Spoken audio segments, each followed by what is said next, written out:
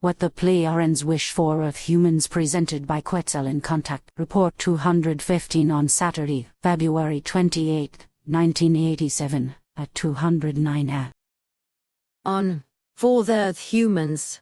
We wish that they, in all love and reason, tend toward bringing an end to all aggression, acts of violence and wars, as well as all criminality, all hate, all discord, every bondage, as well as any craving for vengeance and retaliation. 2. In order that correct justice and humanity, as well as true reverence for life, can prevail, it is our desire that in all countries worldwide, torture, as well as the death penalty, be abolished and laws are enacted where every life and the right to soundness of the body and psyche are respected and placed under legal protection. 3. We wish that a normal state of population and births be strived for on Earth, and, in this regard, effective worldwide birth control be enforced, because only through this can too excessive and overpopulation be avoided, and even further privation, criminality, hate against fellow men, wars, exploitation of Earth's resources to the utmost, as well as new diseases, epidemics and misery be avoided and contained. 4. A means of food production should be strived for on Earth among all people, and these goods should be distributed in such a manner that the misery of hunger no longer develops and, therefore, all people have enough food. 5. Earth humans should no longer be destructive in all areas of science and in the cultivation of land and forests, as well as water utilization, and so on, but rather be constructive and progressive. This also refers to the preservation of a healthy atmosphere and ever more threatening climatic change, with reference to that which originates through human fall. 6. Earth humans should consciously unfold in the forms of love and knowledge, as well as in true humanity, and recognize creation given evolution as the highest goal and meaning of life. 7. Earth humans should utilize their science in such a manner that true, positive progress develops in every respect. 8. The cognition, knowledge, experience, as well as wisdom should grow within Earth humans, that they are not the only human life forms in the entire universe and are, furthermore, but a fraction of the whole within the universe. 9. True peace as well as true love and freedom should finally prevail on Earth and among all human beings, regardless of skin color, race and faith, without hate, revenge, jealousy, craving for retaliation, privation, misery, murder, homicide, terror and war.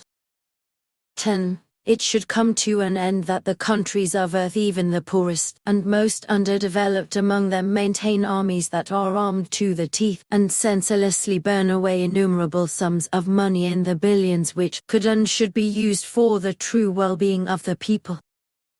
Thus it should finally cease that politicians and the military, as well as the most diverse organizations everywhere in the world, talk about peace and freedom, love and humanity, in order to justify tremendous financial expenditures on the one hand, and on the other hand, to snatch up even more of these funds for purposes of war and terror, and to heat up the weapons industry so that further acts of terrorism and war can be carried out with the new weapons.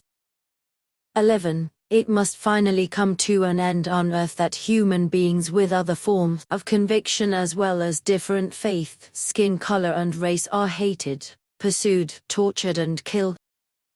12. It must come to an end that umpteen thousand tons of food are criminally destroyed on a daily basis for reasons of profit or, due to low market prices, they are simply thrown into rivers, fed to livestock or left to rot away. Food which would spare millions of people from a death by starvation, in particular women and children, who are the ones bearing the most misery in this regard. 13. It must come to an end that Earth humans as a whole face all their enormous problems helplessly and powerlessly, because all the profit-greedy, irresponsible and unscrupulous ones are able to conduct their criminal affairs unrestrained without being held accountable for them, as are also the governmental persons of responsibility who are incapable of administering their office within the framework of a just and appropriate leadership in order to resolve the mounting problem. 14. Most urgently, the Earth human must learn to bear his own responsibility and consciously act in a progressive manner in accordance with this. It can no longer persist that the responsibility is simply shifted onto someone or something else, because the individual is responsible for all of his own thinking, feelings and actions. The individual must recognize and adhere to his responsibility, because only when the individual begins recognition of his responsibility and adheres to his responsibility will the next person be prompted to do the same, whereby others, in turn, will join in, and finally the whole of us mankind will be taken up by it. 15. If the individual person feels the need to actively do something to change the world, its human beings in particular, this actually is within his power, but only in such a manner that he be an example to his fellow man and fellow men. Thus every person has it within him or herself to begin a change for the better, toward peace, love, freedom, progress, as well as toward knowledge and wisdom. Everyone must make a start by himself and also discover the way to a free and happy life on his own. Each person must first acquire an optimistic attitude solely for himself, and from this will initially result the progress of expansion through which his fellow men will be prompted and will join in. And if people think consciously in this direction, then they will make the amazing discovery that all means and all hopes for a true progress exist only when they start everything by themselves. 16. The human being must recognize, discover and experience, in detail through his own cognition, what his true, innermost being is and how it relates to the external personality. 17. Unfortunately, Earth humans have generally assigned top ranks or top status to political, economic, scientific, military, material and financial values. These, however, are non-values that bring tremendous damage through which the well-being in physical and psychological aspects is impaired, as well as the consciousness-related development of the individual and even of the whole of mankind. As a result, the true sages and philosophers have vanished, making room for the wannabes with respect to wisdom and philosophy who frequently inundate the world and its mankind with horrendous nonsense that has nothing to do with reality, correctness and conformity to laws of the spiritual energies and creation. All of these known values must be removed in order to place the true sages back in their proper place in society. The opportunity must be provided for these few who are presently on earth, who emerge from their hidden solitude so that they can instruct the people. In so doing, however, all those must be pushed into the background who spread unreasonable sectarian teachings and principles, through which humans have been pushed away from the real truth and have been misled. 18. Earth humans must learn not to solely pursue materialism and money from birth until death, and hence they should not listen just to those who have mass political or military power or an immense fortune.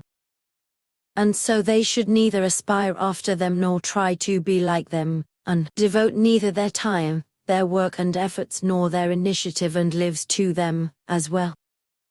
If people nevertheless do this, then they forfeit their evolution and thus the meaning of their existence.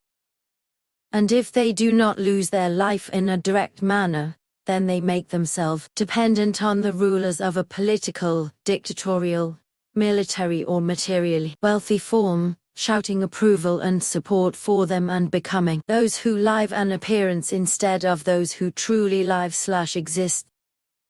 19. The Earth human must free himself from the variety of political, dictatorial, military, scientific and faith-oriented directions, as this alone guarantees, on the one hand, the discovery and following of the path of the creational truth and its laws and commandments, as well as, on the other hand, a loving, peaceful, liberated, wise and harmonious functioning of the individuals and the entire community of mankind.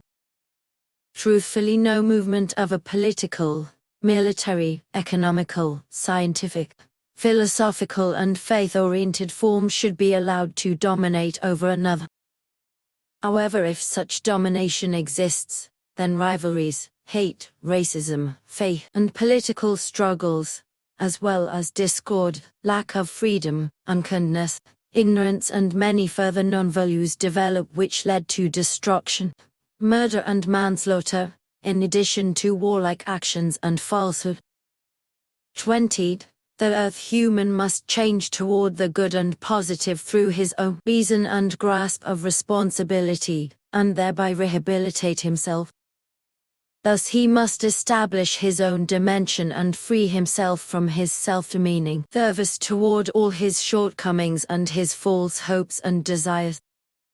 The earth human considers that he will live new lives over and over again in striving for that which is higher in accordance with the creational law and commandments through many new personalities in reincarnation of the spirit form and the comprehensive consciousness block, namely in the obligation of a creational path that he consciously develops in every logical, good and positive form. But this means that every person must strive for his advancement through every personal responsibility, and society must also make that possible for him. It is correct that everybody takes the trouble to perform the required work for which he will be paid and which will enable him to afford housing in one form or the other, as well as, in self-responsibility, to bear the cost of his food and clothing and also for his training and education and for all rising needs. 21. The earth human must learn to recognize and understand his true, innermost, creational being, because solely through will it be possible for him to get involved with his body and, above all, his material consciousness and its awakening and development. Thus he learns his own self-appreciation for his innermost being as well as his body and consciousness and come to this realization by himself. So the recognition and conscious arousal of one's own innermost being occur through the awakening of the material consciousness as well as true awareness of the body.